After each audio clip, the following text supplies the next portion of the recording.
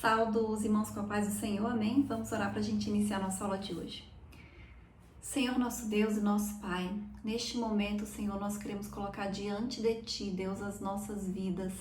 Em nome de Jesus, meu Pai, que o Senhor esteja conosco, nos conduzindo, nos dando entendimento, Senhor, da Tua palavra, nos guiando, meu Pai, em nome de Jesus. Que o Senhor nos dê sabedoria, Senhor, que o Senhor venha nos fortalecer e aumentar a nossa fé. Que o Senhor repreenda em nome de Jesus todo espírito de engano, toda distração, tudo que não vem de Ti, meu Pai. Nós te apresentamos, Senhor, a vida dos Teus filhos, a vida do Teu povo. E pedimos que o Senhor venha repreender em nome de Jesus toda seta de enfermidade. Que o Senhor venha repreender em nome de Jesus tudo aquilo que não vem de Ti. Que o Senhor venha fortalecer, que o Senhor venha nos ajudar, meu Pai, a ter maturidade espiritual. Que em nome de Jesus a nossa mente seja renovada através da Sua palavra, Senhor. É isso que nós te pedimos, Deus, e te agradecemos em nome de Jesus. Amém? O título da lição de hoje é Fé para crer que Deus não criou o mal. Nós vamos fazer a leitura que está em Salmos, capítulo 34, do versículo 12 ao 22, que diz assim: Quem é o homem que deseja a vida, que quer largos dias para ver o bem? Guarda a tua língua do mal e os teus lábios de falarem enganosamente. Aparta-te do mal e faze o bem. Procura a paz e segue-a. Os olhos do Senhor estão sobre os justos e os seus ouvidos atentos ao seu clamor. A face do Senhor está contra os que fazem o mal, para desarraigar da terra a memória deles. Os justos clamam e o Senhor os que ouve e os livra de todas as suas angústias. Perto está o Senhor dos que têm o coração quebrantado e salva os contritos de espírito. Muitas são as aflições do justo, mas o Senhor o livra de todas. Ele lhe guarda todos os ossos, nem sequer um deles se quebra. A malícia matará o ímpio, e os que aborrecem o justo serão punidos. O Senhor resgata a alma dos seus servos, e nenhum dos que nele confia será condenado. Amém? E a lição de hoje, como todas as outras, né, elas são importantes. Esse trimestre nós estamos estudando inteiro sobre fé. Nós estamos vendo todas as coisas para as quais nós precisamos ter fé para acreditar. E aqui, a lição de hoje, o título dela é para nós termos fé para crer que Deus não criou o mal, porque esse é um dos questionamentos do mundo, das pessoas que não conhecem a Deus. Mas se Deus existe, então por que existe o mal? Por que existe a maldade? Por que coisas ruins acontecem? E, na verdade, nós sabemos que Deus não criou o mal. Tudo aquilo que Deus fez é bom, tudo aquilo que Deus fez é perfeito. Quando Deus estava criando o mundo, quando Ele acabou a criação, Ele olhou e viu que era bom. Então, todas as coisas que Deus fez eram boas. Se a gente olhar para o mundo antes do pecado, antes de Adão e Eva caírem na tentação, como era? Existia uma perfeição, o clima era perfeito, a natureza era perfeita, não existia doença, não existia maldade, sentimentos ruins não existiam. Então esse era o mundo antes do pecado, era um mundo sem maldade. E foi assim que Deus criou, mas por causa da queda, por causa do pecado, foi que todas as coisas ruins que existem hoje vieram a existir e a acontecer. E o que é pecado? O que significa a palavra pecado? A palavra pecado, ela significa transgressão deliberada e consciente das leis estabelecidas por Deus. Errar o alvo estabelecido pelo Criador ao homem. Então, pecar é você errar o alvo. É você deliberadamente fazer coisas ao contrário daquilo que Deus ensinou e daquilo que Deus quer que a gente faça. E foi justamente quando Adão e Eva pecaram, ou seja, por vontade própria, eles escolheram desobedecer a Deus, que o pecado entrou no mundo e o mal entrou no mundo e atingiu toda a raça humana. Amém? E o primeiro tópico da lição, o título dele diz assim: o mal moral e físico. De acordo com a Bíblia, a palavra de Deus afirma que Deus é bom e que ele criou o mundo perfeito. Lá em Gênesis capítulo 1:31, é justamente isso que eu já disse. Quando Deus concluiu a sua criação, cada vez que ele ia construir, que ele ia criando algo, no final do dia ele dizia assim: e viu Deus que era bom. Então ele sempre falava isso, que era bom aquilo que ele estava criando, era bom aquilo que ele criou. Então o mal, tanto físico quanto moral, eles tiveram seu início na queda. A partir do momento que Adão e Eva pecaram, foi consequência da desobediência.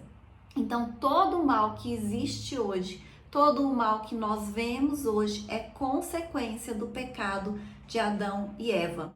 Outra coisa que o pecado fez com o homem foi separar o homem de Deus.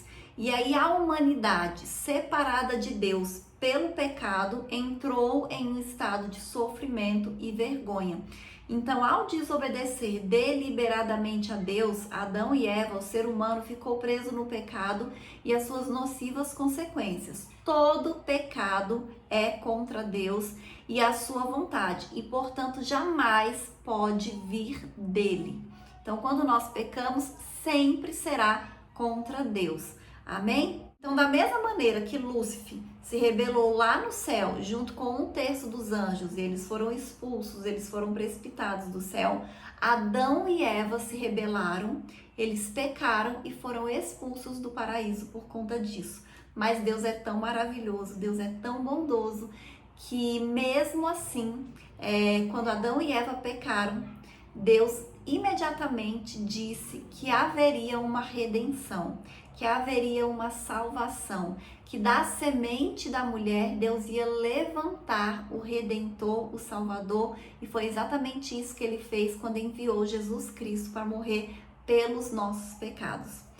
Então nós, seres humanos, tivemos mais sorte que Lúcifer e os demônios, porque eles foram expulsos e para eles não existe redenção. Mas nós temos a oportunidade de aceitar a Cristo, de sermos salvos e de podermos voltar ao paraíso, né? O lugar que Deus vai criar especialmente para o seu povo, né? Que é a Nova Jerusalém, um lugar perfeito, como tudo que Deus faz é perfeito.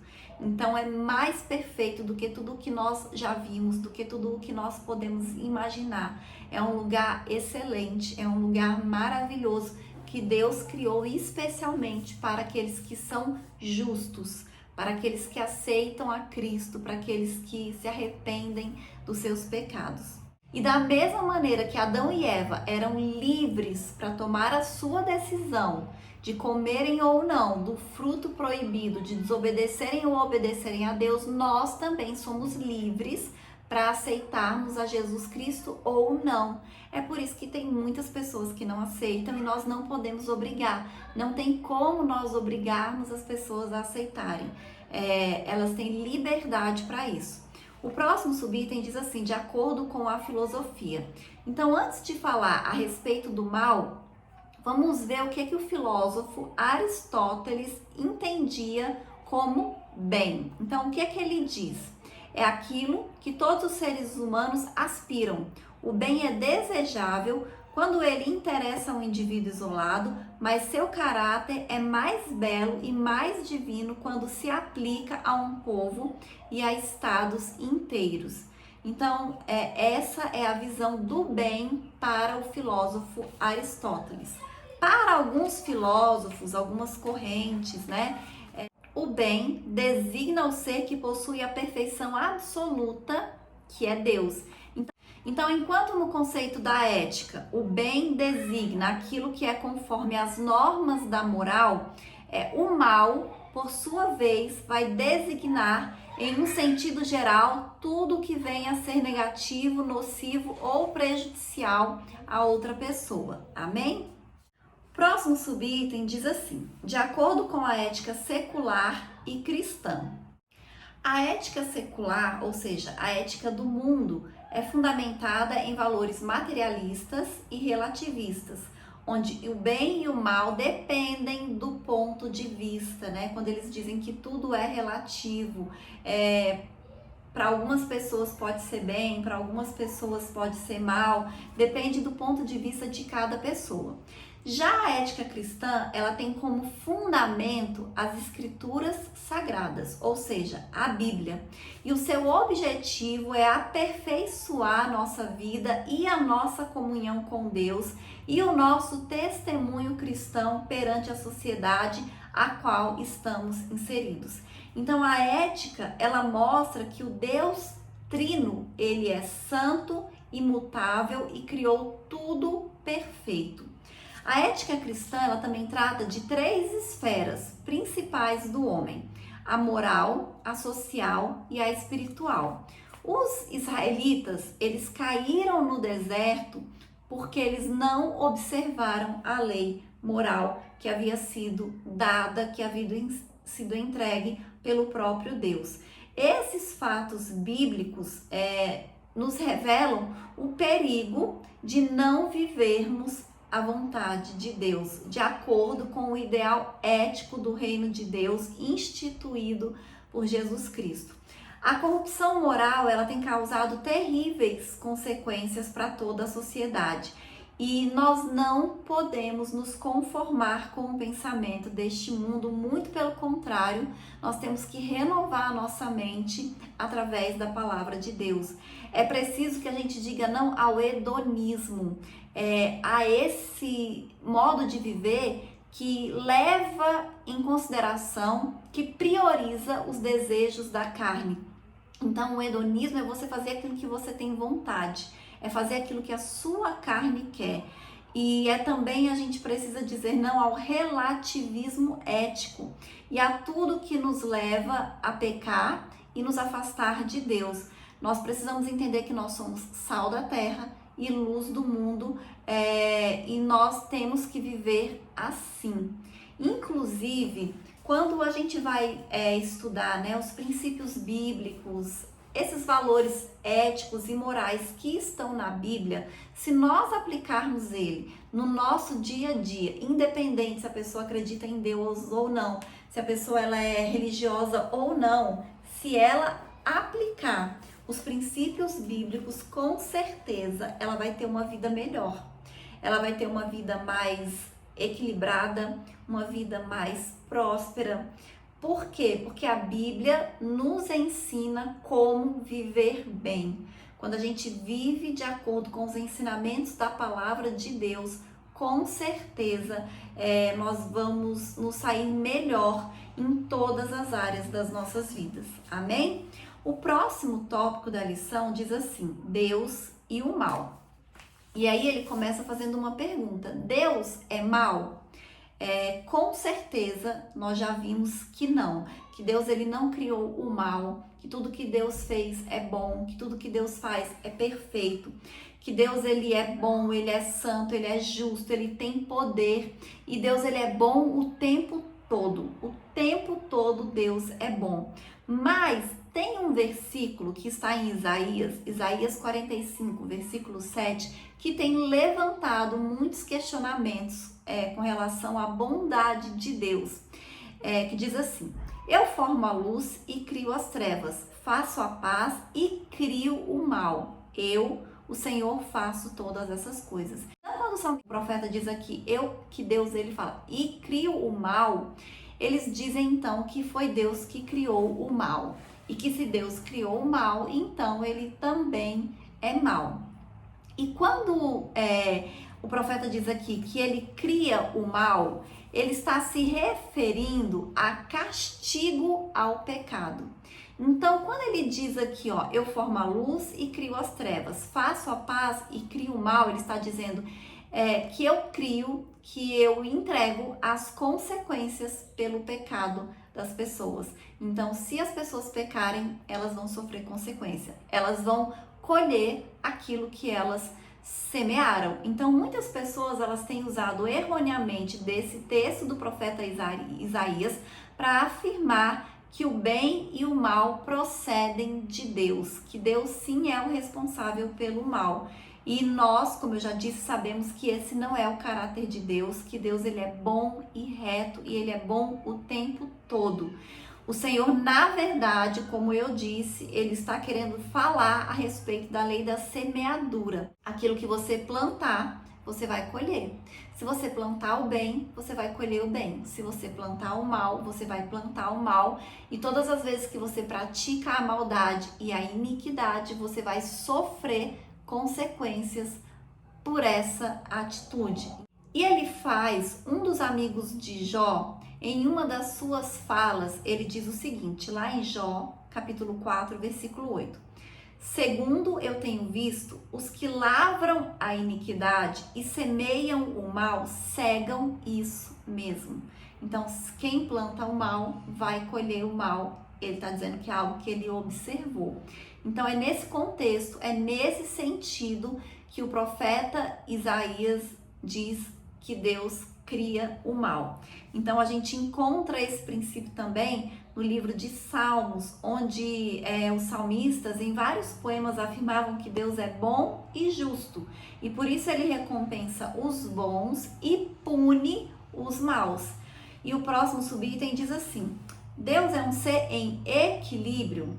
Então, há também aqueles que afirmam, e que utilizam esse texto de Isaías para afirmar que Deus é um ser em equilíbrio. Ele é tanto bom como mal. No entanto, nós sabemos que o Deus verdadeiro, ele não é um conjunto de forças opostas. Ele é perfeitamente bom e não contém nada de mal, conforme nos diz o apóstolo João. Deus é luz e não há nele treva alguma. Amém? O próximo subitem diz assim, Deus não criou o mal moral. Deus não criou o mal. As escrituras sagradas, elas afirmam que porque tu não és Deus que tenha prazer na iniquidade, nem contigo habitará o mal. Então, Deus ele não tenta ninguém, pois segundo o profeta Isaías, ele é santo, santo, santo, santo. E a palavra mal, usada em Isaías 45, versículo 7, como nós lemos e como eu já disse, ela se origina de uma palavra que pode ter vários sentidos. Nesse contexto, e em outros textos, Deus faz o mal ou traz o mal, a palavra significa calamidade ou punição, sendo o oposto de paz. Então, lendo o capítulo inteiro de Isaías 45, desde o versículo 1, para a gente entender tudo, o profeta Isaías está dizendo que Deus ia usar Ciro para trazer justiça às nações, para abater as nações. Já no versículo 8, Deus promete salvação, paz e justiça ou punição ou mal. Porque algumas vezes quando Deus usava a palavra justiça na Bíblia, era justamente com esse sentido de punição, de castigo pelos pecados, de consequência pelo pecado. Então, os males que Deus ameaçou trazer sobre Judá em 2 Reis 22:16 foram punições pelo pecado. E nós sabemos que Deus é justo e que a justiça de Deus inclui isso, inclui punição aos injustos, aos homens ímpios, aqueles que cometem coisas erradas, Então Deus ele não é criador do mal moral, entretanto, como Deus santo, ele traz juízo ao pecador. Amém? Então é um mal como castigo, como consequência pelo pecado. E o próximo tópico fala assim, o cristão e o sofrimento, o problema do sofrimento. Então nós vivemos em uma sociedade hedonista. O que é hedonismo? É quando a pessoa ela quer satisfazer apenas os seus prazeres, os seus desejos carnais. Então onde as pessoas afirmam não ser plausível pensar que um Deus que é amoroso e bondoso permita o sofrimento. As escrituras, elas não descartam o sofrimento, pois segundo o profeta Isaías, o Messias seria um homem de dores. inclusive fala que no mundo nós também teríamos aflições. Mas não quer dizer que porque as pessoas sofrem, foi Deus que criou o sofrimento. E hoje em dia, nós vivemos em uma era de autoajuda. As pessoas, elas estão muito focadas em si mesmas, de confissão positiva e assim, com algumas ressalvas, você falar, você declarar, você se afirmar é importante, mas não é só isso. E essas pessoas, elas querem banir a dor e o sofrimento da existência humana, como se isso não fizesse parte do mundo, não fizesse parte da nossa vida. A gente sabe que todas as pessoas, inclusive aquelas mais espirituais, aquelas mais com comunhão e intimidade com Deus, elas passaram por sofrimentos na sua vida. O próprio Jesus, a morte dele foi uma morte de sofrimento. O apóstolo Paulo, que foi responsável pela maioria dos livros do Novo Testamento, um homem extremamente usado por Deus, também passou por vários momentos de sofrimento. Quando a gente olha no Antigo Testamento, a gente vai ver também que homens de Deus, né, os patriarcas, passaram por momentos e por situações de sofrimento. Então, nós não podemos nos esquecer do que o próprio Jesus falou lá em João 16:33. No mundo tereis aflições, mas tem de bom ânimo, eu venci o mundo. Então, nós não podemos nos esquecer disso jamais. E sabemos que no final de todas as coisas, nós seremos vitoriosos se nós perseverarmos em Deus. E a Bíblia também diz que todas as coisas cooperam para o bem daqueles que amam a Deus e que nele confiam. Então, por mais que às vezes a gente esteja passando por momentos de dor e de sofrimento, nós não podemos nos esquecer que até isso vai contribuir e vai cooperar para o nosso bem. Todas as vezes que Paulo era perseguido, que ele era preso, que ele era enviado para uma prisão, de um lugar para o outro, nesse caminho, nesses locais, ele pregava o evangelho, o poder de Deus se manifestava, ele realizava milagres, ele ganhava almas, ele edificava igrejas. Então, esse sofrimento estava contribuindo para o bem e o crescimento da igreja. O sofrimento de Jesus naquela cruz contribuiu, né? Foi necessário para que nós tivéssemos a salvação. Então, todo o sofrimento, todas as dores, tudo aquilo que nós passamos de dificuldade, com certeza é para o nosso bem. O Senhor vai usar isso para o nosso bem de alguma forma. Mesmo que a gente não entenda, nós temos que confiar e acreditar na palavra de Deus. E o próximo tópico diz assim, sofrimento. Martinho Lutero, que foi um dos reformadores, em um debate do qual retomou os ensinamentos do apóstolo Paulo sobre a mensagem da cruz, ele afirmou que Deus somente pode ser encontrado no sofrimento e na cruz. Assim, a cruz e o sofrimento significam, em primeiro lugar, o que Cristo fez por nós. Nós não podemos nunca, jamais nos esquecer da cruz de Cristo. Mas também o sofrimento cristão, ele nos edifica, ele nos aprimora, né? Ele nos dá crescimento espiritual. Para o cristão, Deus entende e conhece a nossa dor e ele não se ausenta de nós em meio às aflições. Muitas vezes, quando nós estamos passando por momentos de dificuldade, quando nós estamos no deserto, como a gente costuma dizer, né, ou no vale, né, em momentos de sofrimento, a gente tem às vezes até a tendência de questionar, mas será que Deus me esqueceu? Mas será que Deus me abandonou? Mas será que Deus está nesse negócio? E nós não podemos duvidar jamais do cuidado de Deus e da presença de Deus nas nossas vidas. Mesmo quando nós estamos passando por momentos difíceis, o Senhor, ele permanece conosco. Porque pensa, se tá difícil com Deus, sem Deus seria muito pior. Então, às vezes a gente acha que tá difícil, que tá ruim, mas se não fosse Deus, poderia ser pior, poderia ser fatal. Então, nós não podemos jamais deixar de agradecer a Deus por todas as coisas, porque a Bíblia diz que em tudo dai graças. Então nós temos que dar graças a Deus em todos os momentos, em todas as ocasiões das nossas vidas. O próximo tópico diz assim: Deus é maior que todo sofrimento. Deus ele é soberano e maior que toda e qualquer dor que nós venhamos enfrentar. Ele nos ama e ele não nos abandona em nenhum momento, em nenhuma ocasião, em meio ao sofrimento. Nós nunca estamos sozinhos. Jó, ele foi provado pela dor, mas no fim de tudo, Jó viu que ali, naquele momento, por causa daquelas circunstâncias, daquela situação, ele conheceu a Deus de verdade e ele viu o quanto Deus é poderoso. Um dos amigos de Jó afirma que Deus é grande e nós não o compreendemos.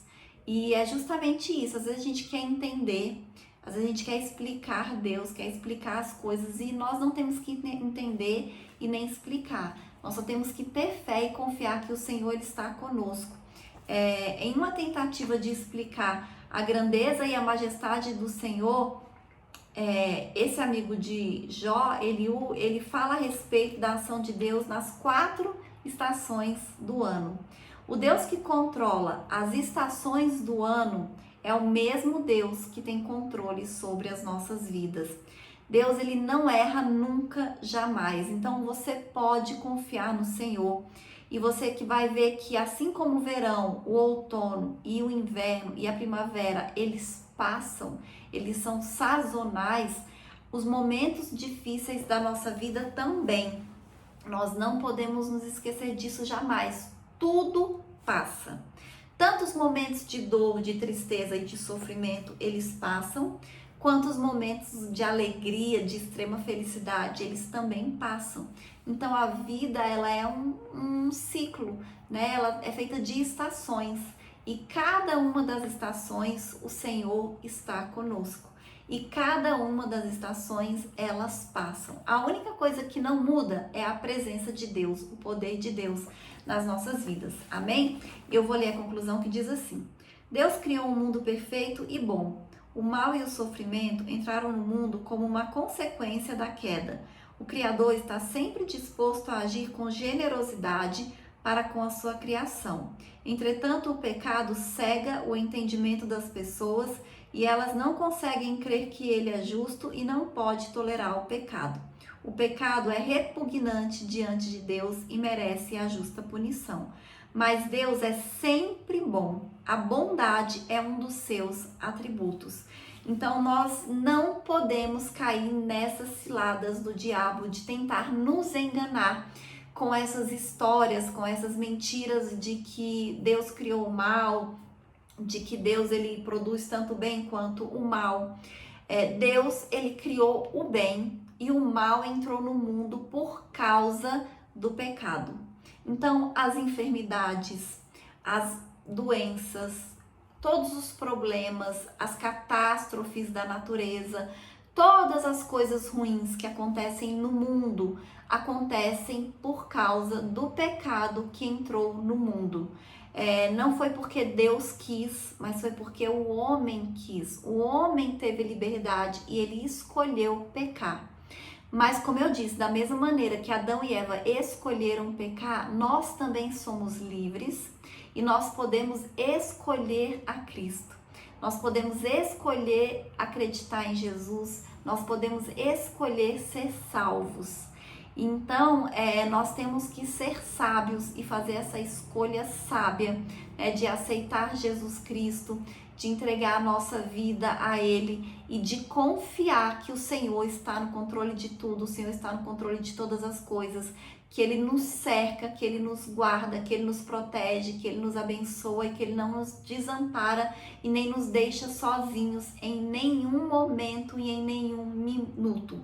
A gente fala, no mundo tereis aflições, né? A Bíblia diz. E a gente vê que o mundo que nós estamos vivendo é isso. A gente acabou de sair de uma pandemia de Covid, né? Ainda existe a doença, muitas pessoas contaminadas, só que com menos gravidade. E agora nós estamos vivendo uma epidemia de dengue. Então, assim, muitas pessoas doentes, muitas pessoas enfermas, mas nós não podemos nos esquecer que Deus não nos deixa sozinhos. Então, mesmo que você esteja passando por um momento de enfermidade, um momento de sofrimento, um momento de dor, saiba que Deus está com você. Deus está cuidando, Deus está zelando. Amém? E essa é a lição de hoje e até a próxima aula em nome de Jesus.